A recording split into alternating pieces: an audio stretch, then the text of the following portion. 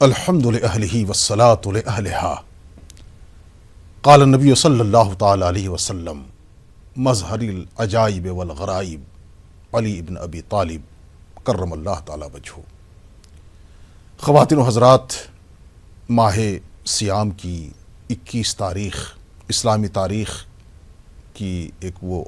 اندوہناک باب ہے جب شہنشاہ کائنات جناب رسول رحمت صلی اللہ علیہ وسلم کے داماد اور شہنشاہ ولایت سیدنا حضرت علی کرم اللہ تعالی وجہہ کی شہادت عظمیٰ کا المناک سانحہ پیش آیا تھا۔ حضرت علی کرم اللہ تعالی وجہہ کی مقدس اور مبارک زندگی کو سمجھنے کے لیے ہمیں ذرا تاریخ کی گہرائی میں جانا ہے۔ ان کی زندگی کو ہم قرآن مجید کی آیات مقدسہ کے تناظر میں بھی سمجھ سکتے ہیں، رسول کائنات حضرت محمد مصطفیٰ صلی اللہ علیہ وسلم کے ارشادات کے پس منظر میں بھی سمجھا جا سکتا ہے، اور پھر اس کے بعد تاریخ اور حقائق اور واقعات کی روشنی میں حضرت شیر خدا داماد مصطفیٰ سیدنا علی کرم اللہ تعالی وجہہ کی عظیم اور جامع شخصیت کو سمجھا جا سکتا ہے۔ ہم سب واقف ہیں اور دنیا جانتی ہے کہ جناب محمد رسول اللہ صلی اللہ علیہ وسلم نے جب اسلام کی دعوت کا آغاز کیا، تحریک اسلامی کی بنیاد ڈالی جانے لگی، تو چونکہ حضرت علی کرم اللہ تعالی وجہہ بچپن سے ہی رسول پاک حضرت محمد مصطفیٰ صلی اللہ علیہ وسلم کے شرف صحبت اور تربیت میں رہے، 9-10 سال کی عمر تھی، رسول پاک صلی اللہ علیہ وسلم نے کلمے کی دعوت پیش کی، تو تمام محدثین اور مورخین اس بات پر متفق ہیں کہ بچوں میں حضرت علی کرم اللہ تعالی وجہہ نے رسول اکرم صلی اللہ علیہ وسلم کی دعوت پر لبیک کہہ کر کلمے کو تسلیم کیا، پڑھا، اور اس طرح سے بچوں میں اور نئی نسل میں اسلامی دعوت کی راہ ہموار ہوئی۔ حضرت علی کرم اللہ تعالی وجہہ وہ خوش نصیب ہیں جن کی روز اول سے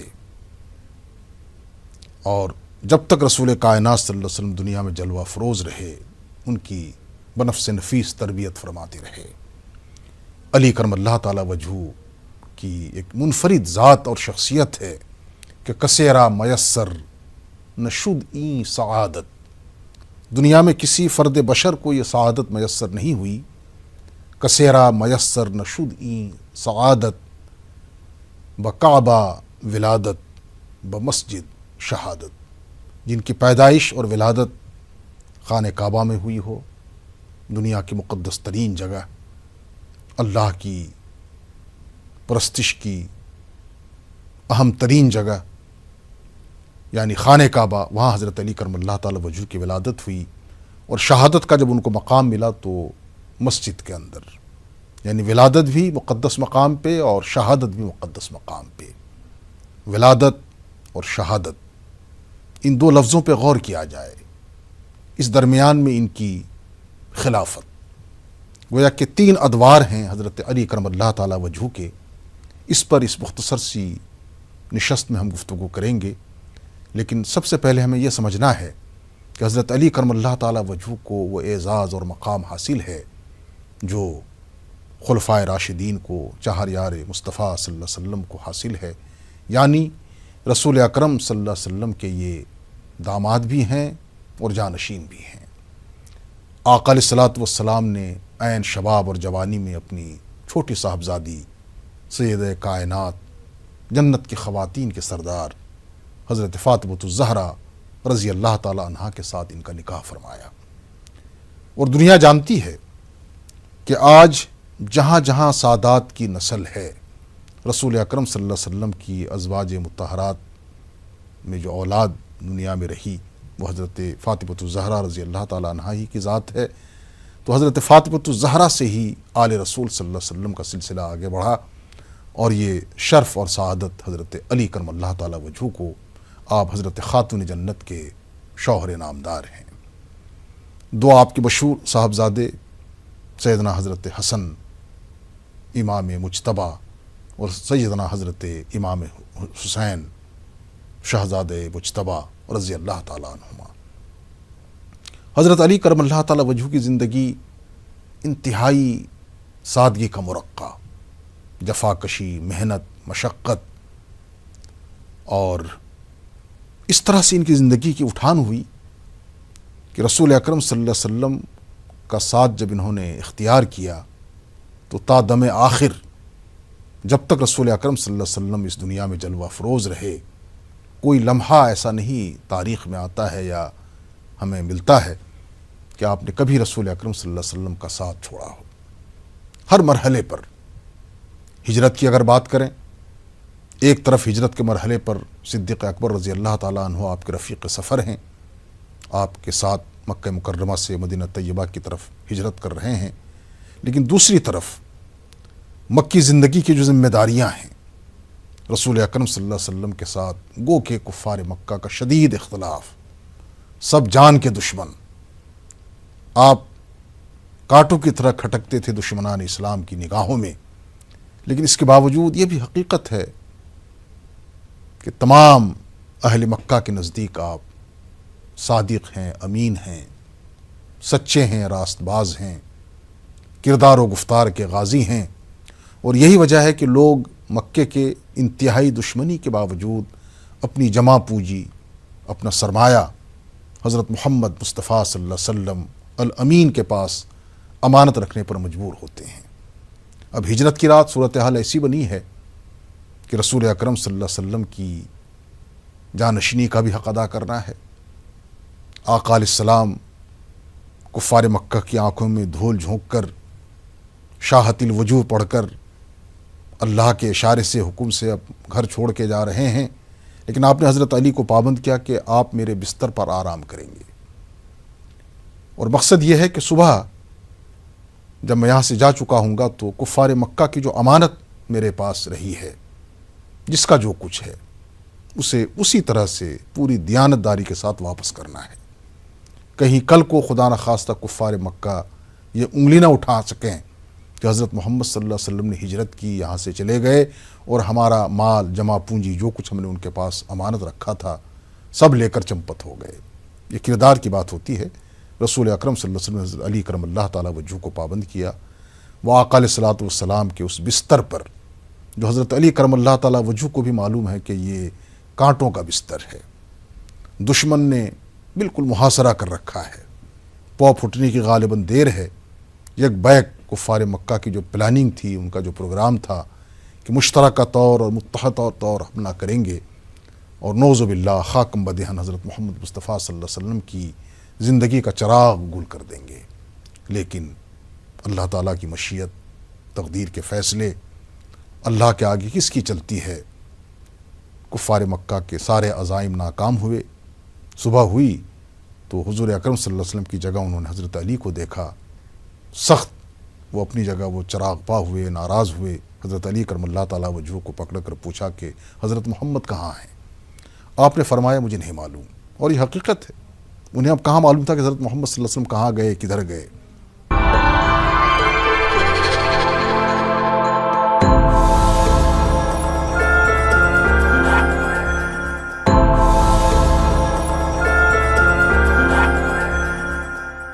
حضرت علی کرم اللہ تعالیٰ وجہہ کی ذات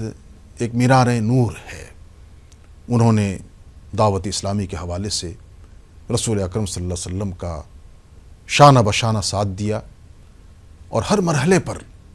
جب بھی اسلام پر، تحریک اسلام پر کوئی نازک وقت آیا، حضرت علی کرم اللہ تعالیٰ وجہہ سینہ سپر ہو گئے، چاہے وہ بدر کا مرحلہ ہو، احد کا مرحلہ ہو، خندق کا مرحلہ ہو، خیبر کا مرحلہ ہو، یا فتح مکہ کا معاملہ ہو، ہر مرحلے پر حضرت علی کرم اللہ تعالیٰ وجہہ رسول اکرم صلی اللہ علیہ وسلم کے ساتھ ساتھ۔ جنگ بدر کے موقع پر یہ خود فرماتے ہیں کہ ایک طرف میں دشمن پر یلغار کرتا تھا اور دوسری طرف بے قراری رہتی تھی کہ میں رسول اکرم صلی اللہ علیہ وسلم کی بھی زیارت کروں، چونکہ عشق اور محبت اور جو تعلق آپ کو ہے رسول کائنات صلی اللہ علیہ وسلم کی ذات کے ساتھ، ایک تو قریب ترین رشتہ ہے، کزین ہیں آپ، چچا زاد بھائی ہیں، دوسرے داماد بھی ہیں، اور تیسرے ان تمام چیزوں سے بڑھ کر جو اسلامی رشتہ ہے اخوت کا، محبت کا۔ چنانچہ ہم سب واقف ہیں کہ رسول پاک صلی اللہ علیہ وسلم جب مدینہ ہجرت کی ہے تو وہاں آپ نے سب سے پہلا کام یہ کیا کہ انصار اور مہاجرین میں مواخات کرائی، یعنی ایک انصاری صحابی اور ایک مہاجر صحابی دونوں کا آپس میں بھائی بنا دیا، تاکہ وہ دنیاوی معاملات میں اپنی زندگی کی گاڑی کو آگے بڑھائیں، کاروبار، تجارت، معاش، زندگی کی سرگرمیاں مل جل کر اکٹھے لے کر آگے چلیں۔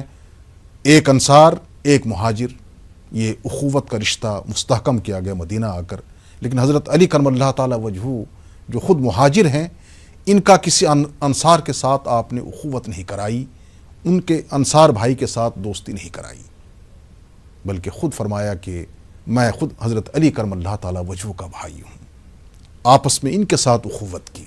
اس سے بھی حضرت علی کرم اللہ تعالی وجہہ کی انفرادی خصوصیت کا اندازہ ہوتا ہے کہ آقا علیہ السلام کو کتنا ان سے تعلق ہے۔ یہی وجہ ہے کہ رسول اکرم صلی اللہ علیہ وسلم نے جب دنیا سے پردہ فرمایا ہے، تشریف لے گئے ہیں اللہ کے نظام اور تقدیر تکوینی کے مطابق، تو آپ کو جب غسل دیا گیا ہے آخری مرحلے پر، یہ سعادت حضرت علی کرم اللہ تعالی وجہہ کو حاصل ہے۔ حضرت ابن عباس، حضرت اسامہ ابن زید اور حضرت علی کرم اللہ تعالی وجہہ، یہ تین خوش نصیب صحابی ہیں جنہوں نے رسول رحمت صلی اللہ علیہ وسلم کو آخری بار غسل دیا ہے اور گنبد خضرا جہاں آپ آرام فرما رہے ہیں، مزار مقدس تک پہنچانے کی سعادت حاصل کی ہے۔ تو حضرت علی کرم اللہ تعالی وجہہ کی زندگی کے بے شمار پہلو ہیں، اور ہر پہلو اس بات کا متقاضی ہے کہ اس پر تفصیل سے گفتگو ہو، اور اس میں جو اسباق ہیں، اس میں جو ہم سبوں کے لیے نصیحتیں ہیں، اور ان کی مبارک زندگی میں ہمارے لیے جو ہدایات ہیں اور جو رہنمائی ہے، آج حالات کا، وقت کا تقاضا ہے کہ ان سب چیزوں کو سامنے رکھ کر ہم اپنی زندگی کو اسی سانچے میں ڈھالنے کی کوشش کریں۔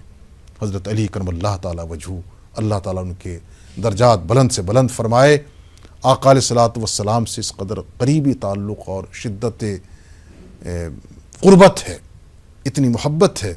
کہ جب حدیبیہ کا مرحلہ آتا ہے تو روایتوں میں آتا ہے کہ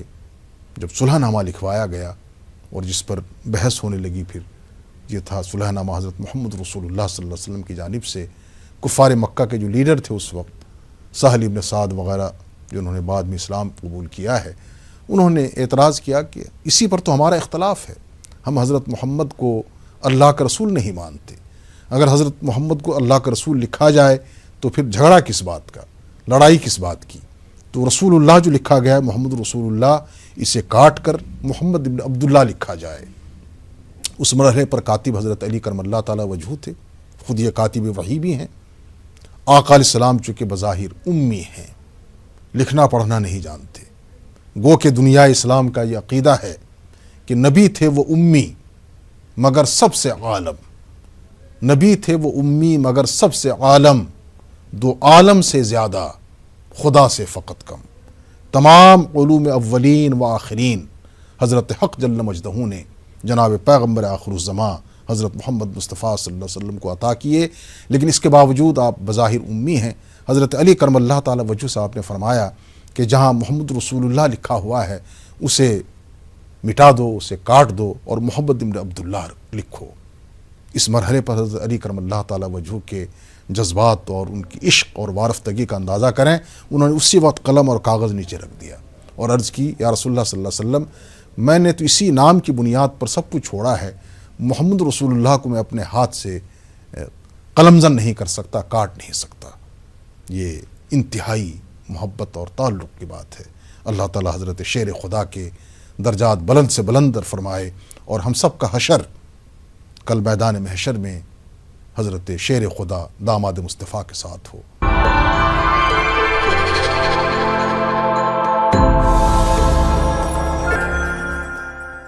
خواتین و حضرات، میں یہ عرض کر رہا تھا کہ ایک مرحلہ وہ ہے جب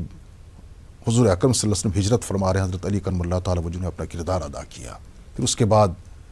ہجرت کا مرحلہ مکمل ہوتا ہے، بدر کا مرحلہ آتا ہے، کفر اور اسلام کی پہلی جنگ، حق و باطل کی پہلی مارکہ آرائی، اس میں حضرت علی کرم اللہ تعالی وجہہ کا مجاہدانہ کردار وہ ایک الگ پہلو ہے، ایک الگ اس کی تفصیل ہے۔ اس کے بعد جنگ خیبر ہے، اس سے قبل جنگ احد ہے، اس میں آپ کے کارنامے، پھر جنگ خندق ہے اس میں آپ کی کارستانی، پھر اس کے بعد خیبر کا مرحلہ آتا ہے تو فاتح خیبر کے نام سے آپ مشہور ہیں ہی۔ اللہ تعالیٰ نے آپ کے مبارک ہاتھوں سے مسلمانوں کو فتح و نصرت عطا کی۔ رسول اکرم صلی اللہ علیہ وسلم نے پیشین گوئی فرما دی تھی کہ کل میں علم اس کے ہاتھ میں دوں گا جس کو اللہ تعالیٰ اور اس کا رسول سخت پسند کرتا ہے، محبت کرتا ہے، اور وہ بھی اللہ رسول سے بہت محبت فرماتے ہیں۔ مراد تھے حضرت علی کرم اللہ تعالیٰ وجہہ، فاتح خیبر ان کا لقب۔ چونکہ تفصیل کا زیادہ موقع نہیں، میں صرف اشارے کر رہا ہوں، ہمارے معزز ناظرین اور سامعین خود بھی مطالعہ کریں اور دیکھیں کہ حضرت علی کرم اللہ تعالیٰ وجہہ کی جو شجاعت ہے، جو بہادری ہے، جو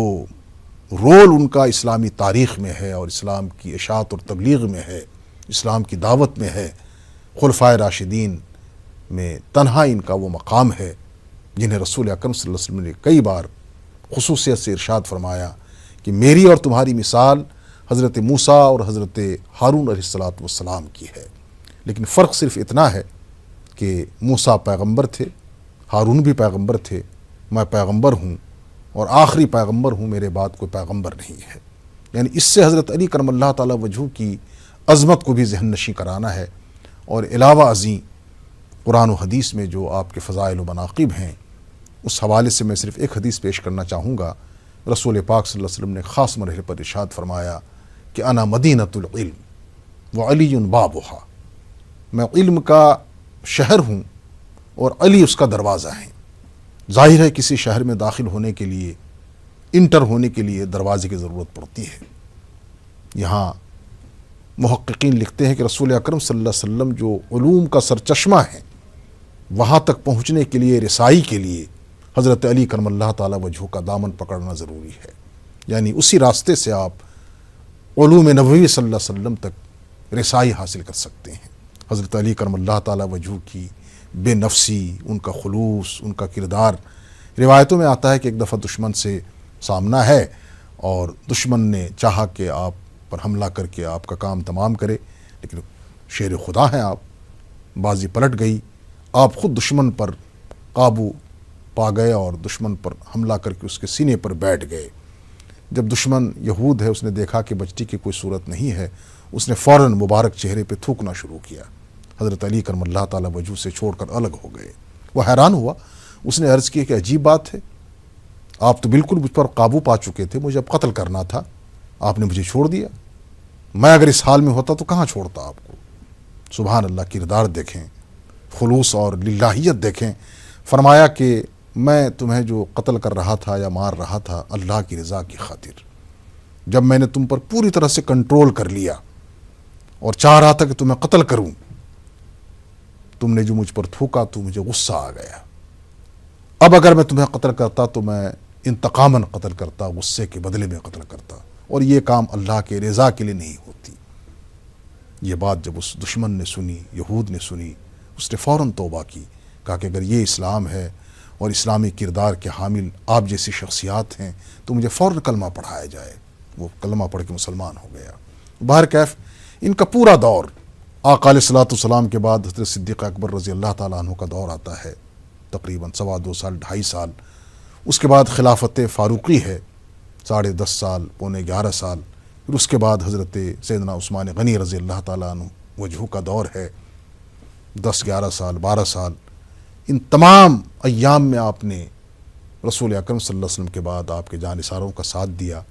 اور جب آپ کا مرحلہ آیا خلافت کا، حالات چل ہی رہے تھے ٹھیک، لیکن جنگ جمل کے بعد دشمنوں نے اس طرح سازش کی، اسلام دشمن قوتوں نے، صہیونی طاقتوں نے، کہ خلیفہ اعظم رسول اکرم صلی اللہ علیہ وسلم کے جانشین، داماد اور پوری اسلامی خلافت کے سربراہ کو کسی نہ کسی بہانے منظر سے ہٹایا جائے۔ یہ سازش ہوئی، اور پھر عمر بن بکر تمیمی اور برق ابن تمیمی نے، ان دونوں نے کوشش کی کہ حضرت عمر ابن عاص رضی اللہ تعالیٰ عنہ، حضرت امیر معاویہ رضی اللہ تعالیٰ عنہ کو شہید کریں، اور عبد الرحمن بن ملجم مرادی بدبخت نے سازش میں حصہ ہو کر یہ بیڑا اٹھایا کہ میں حضرت شیر خدا داماد مصطفیٰ علی کرم اللہ تعالیٰ وجہہ کو شہید کروں گا۔ وہ سازش ہوئی، اور پھر عین نماز کی حالت میں جب آپ تشریف لے جا رہے تھے نماز کے لیے لوگوں کو جگانے کے لیے، فجر کا وقت ہے، دشمن نے سازش کر کے آپ پر حملہ کیا، شدید زخمی کر دیا، 3 دن تک مسلسل آپ موت و حیات کی کشمکش میں رہے، بے قراری کے عالم میں رہے، لیکن ایسے عالم میں بھی آپ نے اپنے صاحبزادوں کو وصیت کی کہ میرا جو قاتل ہے اس کے ساتھ کیا رویہ اختیار کرنا ہے۔ غور کیا جائے، اسلامی خلافت کا سربراہ، رسول اکرم صلی اللہ علیہ وسلم کے عزیز ترین صحابی، آقا علیہ السلام کے چھوٹے داماد، فرزند نسبتی، شہزادہ حسن اور حسین کے والد گرامی، خاتون جنت کے شوہر نامدار، پورے عالم اسلام میں ایک انقلاب ہے، اور پوری دنیا چاہتی ہے کہ کافر قاتل کو کافر کردار تک پہنچانے کے ساتھ ساتھ جہاں سازشیں رچائی گئی ہیں اسے بالکل بے نقاب کیا جائے۔ لیکن حضرت علی کرم اللہ تعالی وجہہ نے ملت اسلامیہ کے مفاد میں جو ایک روشن مثال قائم کی، صاحبزادوں کو وصیت کی کہ قاتل سے میں خود نمٹوں گا، اگر میں شہید ہو گیا تو اسے بھی نارمل حالات میں قتل کیا جائے، اور نہ اس کی لاش کے ساتھ کوئی زیادتی ہو، نہ اس کے ساتھ کوئی مزید اور ظلم اور جبر کا معاملہ ہو، بلکہ صرف قتل کے بدلے قتل،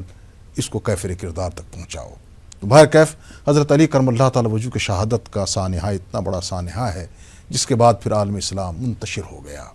اور آج صورتحال ہمارے سامنے ہے۔ آخر میں حضرت علی کرم اللہ تعالی وجہہ جیسی عظیم شخصیت کو خراج عقیدت پیش کرتے ہوئے ملت اسلامیہ سے ہی عرض کرنا چاہوں گا، تا خلافت کی بنا دنیا میں ہو پھر استوار، تا خلافت کی بنا دنیا میں ہو پھر استوار،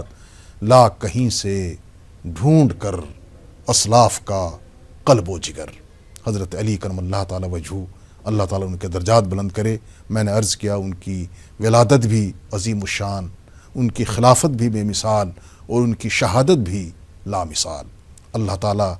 تمام مسلمانوں کو حضرت علی کرم اللہ تعالی وجہہ کے نقش قدم پر چلنے، ان کی تعلیمات، ہدایات، خاص طور سے حضرت علی کرم اللہ تعالی وجہہ کے جو ملفوظات ہیں، ان کے ارشادات ہیں، اور ان کی جو ہدایات ہیں کتابی صورت میں، عظیم ذخیرہ ہے، ایک ذخیرۃ الملوک اسے کہہ لیں آپ، یعنی ذخیرۃ العلوم کہہ لیں اسے، جو بھی نام اس کو آپ دینا چاہیں۔ اس میں حضرت علی کرم اللہ تعالی وجہہ کے جو خطبات ہیں، جو ارشادات ہیں، جو ملفوظات ہیں، ان کو مطالعہ کرنے اور ان کی روشنی میں اپنی زندگیوں میں بہتری لانے کی توفیق عطا فرمائے۔ وآخر الدعوانا ان الحمد للہ رب العالمین۔